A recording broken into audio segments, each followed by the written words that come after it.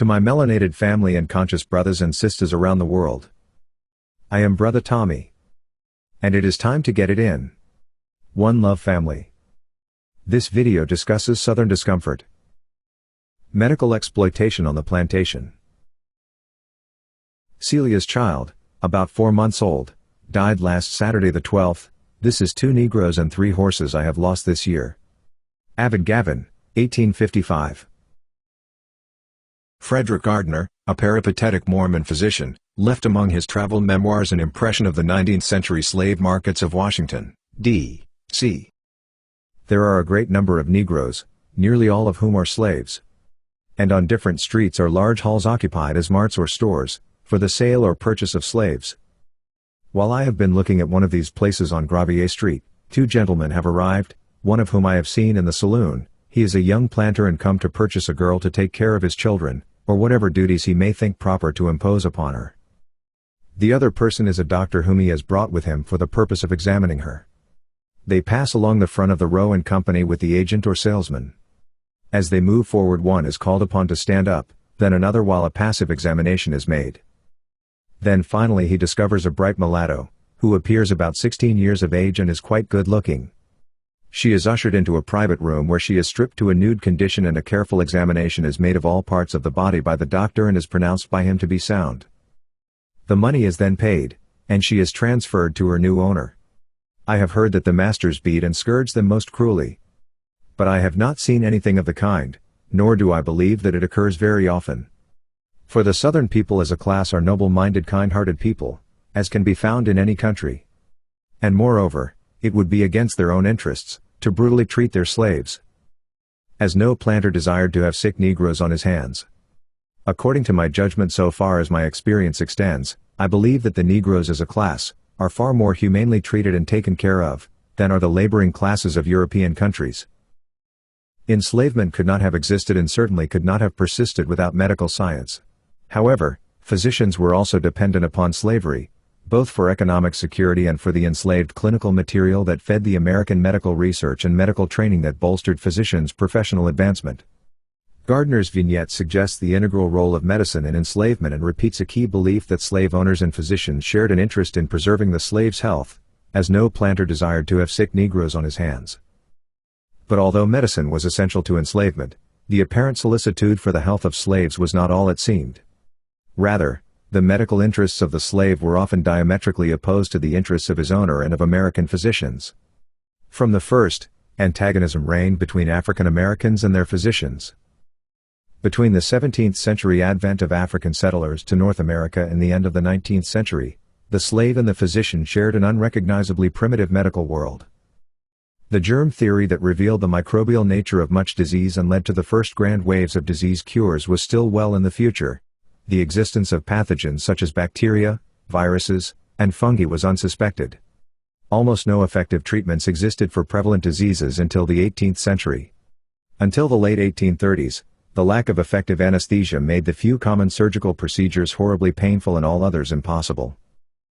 Between the 17th and 19th centuries, medicine in the United States reflected a narrowly limited understanding of disease and a rather cursory training of medical practitioners. Public health institutions were few, feeble, and ephemeral, rising momentarily with epidemics of yellow fever or smallpox and subsiding from neglect after the crisis resolved. Even the simplest public health measures, hand washing, antiseptic techniques, clean water, sound, pathogen-free housing, an untainted food supply, sewage management, and quantitative disease reporting were all in the future. Because there were only a few effective disease therapies and no antibiotics, epidemics of yellow fever, malaria, tuberculosis, and other infectious diseases frequently raged unchecked. In the early 1700s, this mirrored the situation in England and the rest of Europe, but medicine on the continent began to undergo modernizing changes, although these were very slow to cross the Atlantic.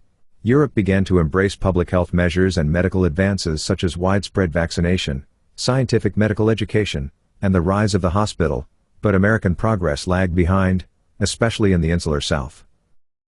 The point of this chapter's unflattering précis of nascent American medicine is not to castigate it for its primitivism, but to put blacks' historical aversion to medical care into context, for most antebellum blacks were subjected to Southern medicine.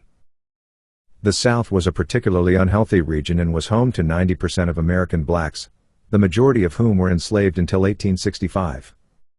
The first blacks arrived in the colonies in 1619, and by 1700, there were only about 20,000 blacks. But as the slave trade flourished, 20,000 more blacks arrived each year. Although 30% of transported slaves died in the nightmare of the Middle Passage, there were 550,000 chattel slaves in the United States by 1776, when blacks constituted 20% of the U.S. population. By 1807, slave importation was legally prohibited throughout the country, and by 1860, the nation's 4 million enslaved blacks had a value equivalent to $4 billion today. In some states, the black population completely comprised slaves. Alabama, for example, forbade the presence of free blacks. The South was the nadir of the American medical experience, visited by a deadly triple confluence: the pathogens of North America, Europe, and Africa. This unholy trinity yielded a bewildering array of unfamiliar infectious diseases, such as hookworm, types of malaria, and yellow fever, incubated by a subtropical climate that was hospitable year-round to pathogens that could not thrive in the colder north. Even familiar European illnesses flared anew in strangely virulent forms, abetted by the hot, marshy climate, poor sanitation, and a public health vacuum. Although the South harbored a highly visible affluent class, the region's relative poverty led to a dearth of medical care and a host of unrecognized nutritional deficiency diseases. So did enslavement. A dramatically misunderstood set of disease etiologies led to the adoption of heroic remedies calculated to kill or cure. Through the 18th century, Western medicine was not only misinformed but dangerously so. Caustic medicines of the period often contained metabolic poisons such as arsenic, or calomel, a compound of mercury and chlorine that was used as a purgative. Many other remedies contained highly toxic substances such as mercury and addictive Schedule II narcotics, including the opiates laudanum, opium, and morphine, as well as cocaine derivatives. These medicines addicted, sickened, or killed outright. They also could trigger chemical pneumonitis, or progressive lung injury, if inhaled during a bout of iatrogenic, or physician-triggered, vomiting. No studies seem to have been done on this point, but such lung injuries may have helped to account for slaves' higher death rate from respiratory disease. Induced vomiting was an everyday event because the common denominator of medical techniques in this period was the violent release of bodily fluids. Copious bleeding, blistering, and the induction of violent diarrhea were standard therapies. Harsh laxatives or drafts such as calomel or jalap cubed produced copious diarrhea, which leached nutrients, water, and electrolytes from the body. They also invited painful bedsores, which were open to infection unchallenged by antibiotics. These crude therapies were not only unpleasant but debilitating to ill persons and even to the strong and healthy. Arsenic, for example, produced not only the intended vomiting and diarrhea but also a wide range of other problems, including fainting, heart disease, disorders of the nervous system, gangrene, and cancers. Mercury's very serious effects included injury to the nervous system, profound mental deficits, hair and tooth loss, kidney and heart disease, lung injury, and respiratory distress. Mercury crossed the placental barrier and concentrated in breast milk, contributing to the high black infant death and birth defect rates. Such ministrations were often fatal. The 1799 death of George Washington, hastened by a copious bloodletting the debilitated former president could ill afford, is perhaps the best-known example of a patient finished off by the misguided heroics of 18th-century medicine. However, whites of the slave-owning class enjoyed better initial health, better nutrition, and less exposure to environmental pathogens and parasites than did enslaved blacks. Slave owners did not suffer from overwork and exposure, so they were better able than slaves to withstand the rigors of bloodletting. Sensing this, many physicians and scientists discouraged bloodletting for slaves. Thomas Jefferson, statesman and amateur physician-scientist, wrote unequivocally, "Never bleed a Negro." But in their everyday practices, physicians didn't listen. Dr. Lunsford Yandell wrote, "On March 16, 1833 I was called before sunrise to visit a Negro woman. I took from her 12 ounces of blood. I waited about 15 minutes when she had a severe convulsion." Such techniques as cupping, the use of heated glass jars to create a partial vacuum that drew blood upward to the skin surface or through an incision in the skin, and trephination, the therapeutic drilling of holes in the skull, were risky for pampered, well-nourished adults living in relatively healthy environments. But they were fatal attentions for sickly, undernourished, and exhausted slaves and for their children, who were at even higher risk of succumbing to anemia or dehydration. Enslaved African Americans were more vulnerable than whites to respiratory infections, thanks to poorly constructed slave shacks that admitted winter cold and summer heat. Slaves' immune systems were unfamiliar with, or naive to, microbes that caused various pneumonias and tuberculosis. Parasitic infections and abysmal nutrition also undermined blacks' immunological rigor. Before antibiotics and sterile technique, surgery was an often fatal affair. Unaware of the connection between bacteria and infection, surgeons operated in their street clothes and with dirty hands in filthy environments, such as the shacks that served as slave hospitals.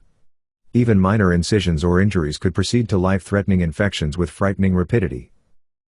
Southern medicine of the 18th and early 19th centuries was harsh, ineffective, and experimental by nature. Physicians' memoirs, medical journals, and planters' records all reveal that enslaved black Americans bore the worst abuses of these crudely empirical practices, which countenanced a hazardous degree of ad hoc experimentation in medications, dosages, and even spontaneous surgical experiments in the daily practice among slaves. Physicians were active participants in the exploitation of African American bodies. The records reveal that slaves were both medically neglected and abused because they were powerless and legally invisible. The courts were almost completely uninterested in the safety and health rights of the enslaved. The practice of hiring slaves out further endangered enslaved workers by removing much of an employer's incentive to keep the slave healthy and safe. Some humane plantation owners were careful to choose less risky work venues, but a great danger of slave death or disability was inherent in some forms of mining, tobacco production, rice farming, and most plantation work. In these settings, the slave's possible death became part of his owner's commercial calculations. Ominously for blacks, the owners, not the enslaved workers, determined safety and rationed medical care, deciding when and what type of care was to be given. Because professional attention was expensive, most owners dosed their own slaves as long as they could before calling in physicians, who usually saw slaves only in extremis, as a last resort. In clinical notes, medical journals, and memoirs, physicians consistently decried the planters' tendency to rely upon the cheaper ministrations of overseers, slaves, and mistresses in order to save expense. Physicians' records also expressed disgust at the conditions in which enslaved workers were kept. Historian Richard Shryock observed in 1936, "Of all critics, the Southern physician was perhaps in the best position to report on the physical and moral treatment of the slaves." When he stated, as he sometimes did, that Negroes were overworked and underfed, he can hardly be suspected of anti-slavery bias since he was the friend of the planter who employed him. As a matter of fact, he usually approved of the institution. Planters' own records and slave narratives corroborate physicians' complaints that planters provided professional medical care only when they deemed it necessary to save the slave's life, often too late. Owners also restricted access to medical care by routinely accusing sick blacks of malingering. Slave narratives and planters' records reveal that an owner faced with a sick slave was likely to believe the illness was feigned. In her excellent and nuanced history, Working Cures, Healing Health and Power on Southern Slave Plantations, Charlotte Fett describes how, in 1859, slave owner William Massey resentfully recorded that his 80-year-old slave Patty had just died of I know not what disease. She has been saying she was sick for near a year and always pretended to be sick. No doctor was ever summoned to investigate, and not even Patty's death seems to have exonerated her from charges of malingering. The enfeebled Patty was no longer valuable in the fields or as a breeder, so the nature of her sickness was inconsequential. Owners relied upon doctors to tell them whether slaves were malingering, but physicians were less than objective. Dr. W. H. Taylor, called in consultation for an enslaved man, prefaced his assessment with the phrase remembering that simulation was a characteristic of his race. Doctors and owners wrote articles in which they shared medical ruses and techniques calculated to get blacks, healthy or not, back into the fields. Dr. M. L. McLeod even wrote his master's thesis on the fraudulent illnesses of slaves. He shared an incident in which he had accidentally administered an overdose of ammonium carbonate, a corrosive white powder that was often used as smelling salts, to a slave shamming an epileptic fit. The burning sensation shocked her into abandoning her performance, and McLeod, like many other doctors, began to advocate such veiled medical violence when confronted with questionable illness in slaves. But masters also responded to suspected malingering or prolonged illness with frank abuse. Thomas Chaplin wrote in his Planter's Journal, "Mary came out of the sick house today, or rather was whipped out." Owners and physicians also blurred the therapeutic line by referring jocularly to whipping as medicine for malingering slaves.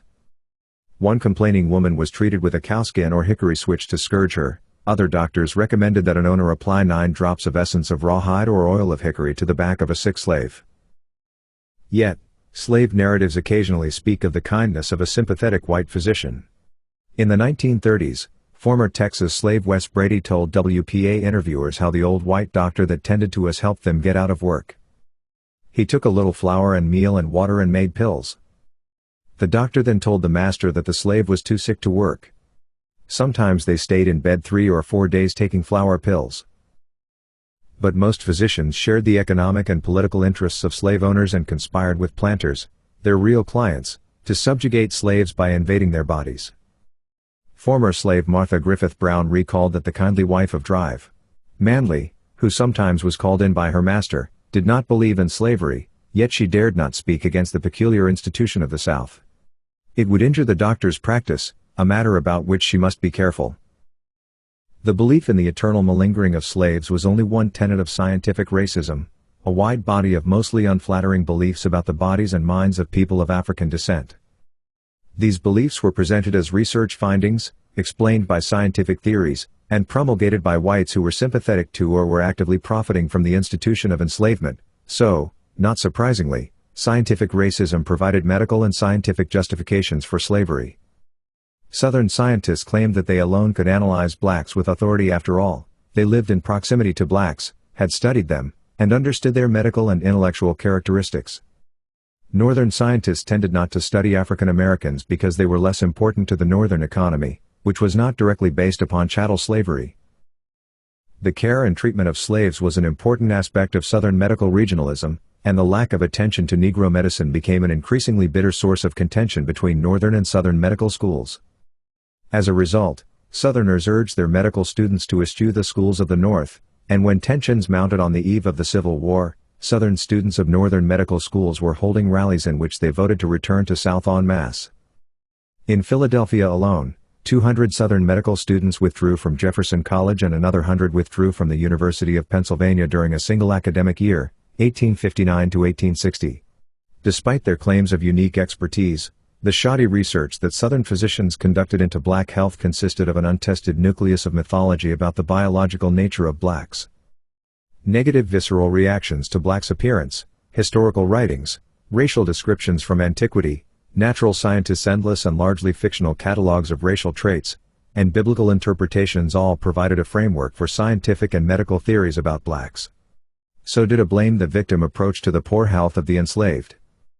The scientific racist emphasis was not upon fact-based theories, logical methodologies, experimental data, control groups, and verification by replication. There were neither checks against accepting assumptions as facts nor any tests for confounding social factors. There certainly was no provision for removing ethnocentric bias. This science was the embodiment of ethnocentric bias. This science also served a critical political purpose, for it provided a biological and ethical rationale for enslavement. Historical documents reveal that African Americans recognized this hazardous medical agenda and resisted when they could. Thus, medical abuse fed iatrophobia, the fear and loathing many black Americans harbor to this day toward the American medical establishment. An exegesis of American medical literature compiled and of scientific racism is beyond the scope of this book, and has been ably completed elsewhere. However, a description of the most pertinent beliefs will help to illuminate the atmosphere in which blacks were medically abused and in which they learned to be wary of the precepts and practices of American medicine. The science of race has always been an amalgam of logic and culture. The nature of race itself is an important but nebulous and shifting facet of scientific medical thought. As early as A.D. 160, the Roman physician Galen described African men as possessing oversized sexual organs and inferior intelligence, but until the 17th century, the changing meaning of race had encompassed only nations and families. Race in the singular also denoted all of mankind, as in the race of man. Use of the term race to denote biologically different types of mankind evolved only in the 18th century, when the study of animal breeding gave rise to heightened awareness of animal subspecies and of the possibility of breeding animals to encourage desired traits. Not coincidentally, this period coincided with the growth of the slave trade, when the biological distinctiveness of men became economically important. Those who studied the different groups of men were called ethnologists and were the forerunners of anthropologists. Ethnologists applied the classification and categorization methods of the natural sciences, called taxonomy, to the study of man. Even after the meaning of race came to include subgroupings of man, it had several meanings. By races, some meant biological subspecies of man, analogous to the different breeds of dogs. For example, Swedish naturalist Carl von Linné Carolus Linnaeus, the most famous of the taxonomists, categorized Africans, and, by extension, U.S. blacks, as Homo afer, theorizing that black men had different evolutionary forebears and had evolved along a separate evolutionary track from white men. In 1735, the first edition of his Systema Naturae also designated the subspecies Homo sapiens americanus for Native Americans, whom he described as ruled by superstition, Homo sapiens asiaticus, for Asians, whom he believed were ruled by ritual, and Homo sapiens europaeus for whites, who were ruled by intelligence. But in Linnaeus's system, Homo sapiens afer was ruled by caprice. This use of the word race in the sense of a biologically distinct subset of Homo sapiens was popularized in 1749 by Georges Louis Leclerc, Comte de Buffon, a wealthy French intellectual who made important contributions to medicine and natural history. Buffon notably theorized that the resemblance between apes and humans hinted at a common ancestry. For other theorists, race indicated entirely different species of men, with different origins as well as different characteristics for blacks and whites. Those who believed in this theory were the polygonists. Still others believed that whites and blacks shared a common ancestral ape and a single species. These were the monogenists. Most monogenists believed that whites and blacks were originally and inherently equal, but that blacks had suffered from environmental and social pressures that caused them to become inferior. Other monogenists believed that blacks' devolution had imparted permanent inferiority, although they still shared a species designation with whites. Throughout the 17th century and into the early 18th century, the theories of scientific racism were informed by the Bible as well as by science. Monogenesis, for example, held that people of every race had originated from the biblical Adam and Eve. Gradually, blacks had taken on divergent characteristics, such as darkened skin, woolly hair, and prognathous features, dictated by their African climate. The idea that blacks' features were dictated by climate was already widespread. Shakespeare's Cleopatra, for example, is described as burnt black by Phoebus' amorous kisses. Monogenists believed that blacks' features were inferior to those of the white man, but they also believed that they were malleable and that blacks could catch up to Caucasians. But in the end, it was scientific beliefs that proved malleable, and by the late 1830s, they bent to accommodate the political reality of abolitionism. Black and white abolitionists were turning world and domestic opinion against enslavement as inhumane, unjust, and unchristian, and pro-slavery physician scientists such as Josiah Clark Knott, Samuel George Morton, Louis Agassiz, and George Robbins Glidden, leaders of the American School of Ethnology, went on the defensive. They responded by portraying the enslaved black as inherently debased and immutably so. No amount of training, education, or good treatment could make him the equal of a white man. According to polygonists, blacks were physically inferior and were liars, malingerers, hypersexual, and indolent. In the early years of the 18th century, blacks were most often compared to beasts. Later in the century, comparisons to European children reigned instead, children who could never grow up, and the slave became Peter Pan in blackface. The supposed lack of adult judgment rendered blacks unable to care for themselves and gave yet another justification for slavery. It is also important to trace the tangled distinctions between racism and racialism. Racists believe in an innate, usually immutable inferiority, but racialist is a confusing label, because it is applied to people holding very different beliefs.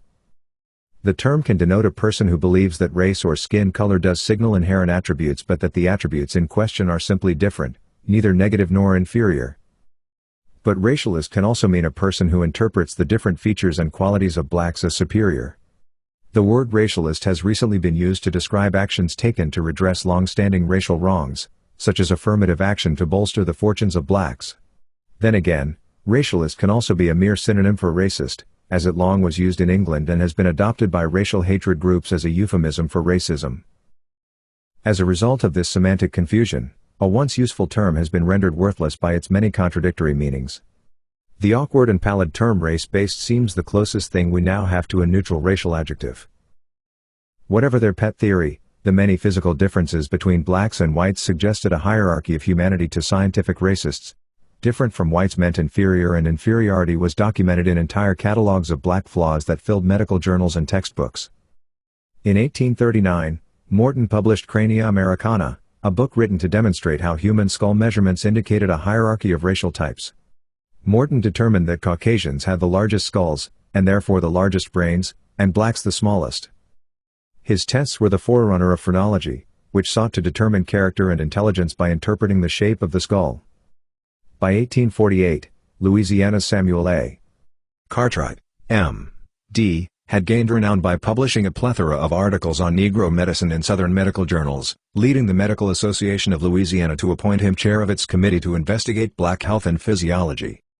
That same year, Cartwright published his paper The Diseases and Physical Peculiarities of the Negro Race. Cartwright augmented his scholarly work with a constant onslaught of medically based pro-slavery letters to newspapers and popular magazines. He supported his widely read claims of black inferiority with a mixture of biblical lore and scientific theories that was not unusual for his time. Cartwright suggested that blacks' physical and mental defects made it impossible for them to survive without white supervision and care, alleging that the cranium of blacks was 10% smaller than that of whites, preventing full development of the brain and causing a stunting of the intellect. French scientist Louis-Pierre Graciol had added that in the Negro the cranium closes on the brain like a prison. It is no longer a temple divine, to use the expression of Malpighi, but a sort of helmet for resisting heavy blows. Cartwright even asserted that blacks had a very different breathing apparatus and skeletal structure from that of whites. By 1851, Cartwright had also discovered and described a host of imaginary black diseases, whose principal symptoms seemed to be a lack of enthusiasm for slavery. Escape might have seemed normal behavior for a slave in ancient Greece or Rome, but Cartwright medically condemned such behavior in American blacks, offering a diagnosis of drapetomania, from the Greek words for flight and insanity. Habitude was a singular laziness or shiftlessness that caused slaves to mishandle and abuse their owner's property. Dysthesia ethiopica was another black behavioral malady, which was characterized by a desire to destroy the property of white slave owners. Cartwright claimed that it differs from every other species of mental disease, as it is accompanied with physical signs or lesions of the body discoverable to the medical observer. Struma africana was a form of tuberculosis that physicians misdiagnosed as a peculiarly African disease. Cachexia africana referred to blacks' supposed propensity for eating non-food substances such as clay, chalk, and dirt. Actually, this disorder, which is called pica today, is not racially specific, and the cravings it inspires were probably related to the rampant malnutrition among slaves. Tellingly, Dr. Cartwright recommended that these ailments be treated with corporal punishment or with internment in work camps. Put the patient to some hard kind of work in the open air and sunshine. The compulsory power of the white man, by making the slothful Negro take active exercise, puts into active play the lungs, through whose agency the vitalized blood is sent to the brain to give liberty to the mind. Other medical disorders were thought to manifest differently, usually less severely, in blacks. Syphilis, for example, was held to be racially dimorphic. Physicians believed it worked its most feared damage within the neurological system of whites, but that the less evolved nervous system of blacks was left relatively unimpaired. In blacks, syphilis was thought to attack the muscles, including the heart. This belief that syphilis in blacks differed dramatically from the disease in whites provided a rationale for the infamous U.S. Public Health Service's, PHS, Tuskegee study of syphilis in the untreated Negro male. Between 1932 and 1972, 600 black men, their wives, and their children were deceived into participating in a research study that denied them treatment, so that PHS scientists could trace the progress of the disease in blacks. In an 1850 paper, Cartwright insisted that whites and blacks differed so dramatically that the same medical treatment which would benefit cure a white man would often injure or kill a Negro. This universal belief in uniquely black diseases led doctors and planters to clamor for a textbook on the medical care of blacks, but such a book was not written until almost a century later. When it appeared in 1942, it was no paean to white superiority but, rather, was entitled The Biology of the Negro, a text edited by African-American physician Julian Herman Lewis. It was followed in 1975 by the masterwork Textbook of Black-Related Diseases, by Richard Allen Williams, M.D. Allegedly inferior cognition was only the tip of the iceberg. In 1854, Several years after Cartwright published report on the diseases and physical peculiarities of the Negro race, and 5 years before Darwin published on the origin of species, Mobile, Alabama, physician Josiah Nott, M.D., and George R. Glidden produced an equally popular screed entitled Types of Mankind. In it, they claimed that blacks' physical and mental differences signaled their polygenic origins and proved black inferiority. For example, Nott theorized that the distinctive knee joint and long heel of the black man proved he had been created as a submissive knee bender, a servant to whites. Scientists adjudged the dark skin of Africans as a biblical curse that set them aside as eternal servants to other men. Black Americans were thought of as a race that was biologically identical to the African race, and there originally was some logic to this, because 20% of slaves were still native Africans in 1780, although that number dropped to only 10% by 1830, a few decades after slave importation officially stopped. Mulattoes, the progeny of black-white matings, were considered to be a separate race. According to ethnologists of the American school, blacks' features marked them as a different species: large buttocks and genitals that indicated hypersexuality, a head covering that was not hair, but analogous to the wool of livestock, the size of the skull, determined by painstaking but rigged measurements, the prognathous facial angles of blacks, and thick lips that testified to their ape-like nature. Had scientists of the era more correctly noted that apes and chimpanzees have the thinnest of lips, they doubtless would have ignored this feature before they credited blacks with such an evolutionary advance. Physicians discovered many imaginary physical differences in blacks, such as fingernail anomalies, a distinctive topography of the breasts, elongated penises, disproportionately large hands and feet, distended labia and clitorises, all of which provided scientific racists with ample evidence of black biological primitivism. In fact, few anatomical sites escaped persistent labeling as definite indicators of black inferiority. As late as 1903, Dr. W. T. English observed, "A careful inspection reveals the body of the Negro a mass of imperfections from the crown of the head to the soles of the feet." Even biological advantages were cast as racial flaws. In discussing the tendency of blacks to survive yellow fever epidemics that killed whites, one physician denounced the inferior susceptibility of black slaves. Thanks for tuning in to the Melanated Roots channel. Please like the video and subscribe to the channel. Until the next video. Peace.